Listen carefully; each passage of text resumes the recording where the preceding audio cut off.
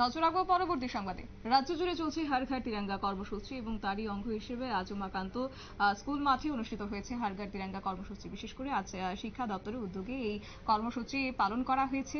এক বর্ণাঢ্য র্যালি বের করা হয়েছে আজকে উমাকান্ত স্কুল মাঠ থেকে, যেখানে উপস্থিত ছিলেন রাজ্যের মুখ্যমন্ত্রী প্রফেসর ডক্টর মানিক সাহা সহ শিক্ষা দপ্তরের আধিকারিকরা। কি বলছেন আজকের এই বিষয়ের প্রসঙ্গে রাজ্যের মুখ্যমন্ত্রী, শুনুন।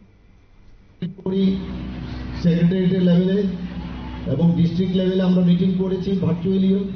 সেখানে আমরা আমাদের যে ডাটা ছিল, আমাদের হাউস হোল্ডের সংখ্যা হচ্ছে তখন 8.5 লাখ।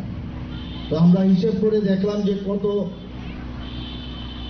এই যে ন্যাশনাল ফ্ল্যাগ তিরঙ্গা কতটুকু লাগতে পারে, যাতে তার অভাব না হয়, তার জন্য আমরা সেই ব্যবস্থা নিয়েছিলাম। এবার 9 লক্ষের উপরে হাউস হোল্ডের সংখ্যা।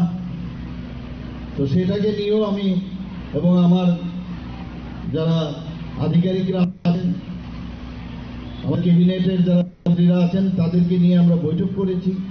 সেইভাবে কিন্তু এবারও আমরা সেই কাজটা আমরা করেছি। আজকে এত ভালো লাগলো, বিশেষ করে এই যে ব্যান্ড, এত সুন্দর একটা বিশ্রামগঞ্জের স্কুলের একটা ব্যান্ড, এত অল্প ছোট ছোট ছেলে, ছোট ছোট মেয়েরা কি সুন্দর এখানে ওদের পারফর্ম দিল, অবাক হয়ে আমরা দেখছিলাম। ত্রিপুরা রাজ্যে আমাদের ট্যালেন্টের অভাব নেই। এখানেও আমরা দেখলাম ভারত মাতার সাজে আমাদের একটা ছোট্ট মেয়ে কি সুন্দরভাবে। আপনারা শুনলেন রাজ্যের মুখ্যমন্ত্রীর বক্তব্য। কার্যত আজকে শিক্ষা দপ্তরের উদ্যোগে যে র্যালি বের করা হয়েছে, যে কর্মসূচি তারা হাতে নিয়েছে, তাদের মধ্যে দেখা গেছে আজ প্রত্যেকেই তিরঙ্গার রঙে এক প্রকার পোশাক পরিধান করেছেন, কেউ বা সেজেছেন ভারত মাতা। এবং বিশেষ করে আজকে উমাকান্ত স্কুল মাঠ থেকে শুরু হয়েছে বর্ণাঢ্য র্যালি, এবং র্যালির মধ্য দিয়ে আজকের দিনটি তারা উদযাপন করেছেন। আজ বলা ভালো যে ৭৮তম স্বাধীনতা দিবসকে উপলক্ষে এই হর ঘর তিরঙ্গা কর্মসূচির অভিযানে আজ পরিলক্ষিত হয়েছে। নিয়ে নিচ্ছে ছোট্ট একটি বিজ্ঞাপন বিরতি, সঙ্গে থাকুন।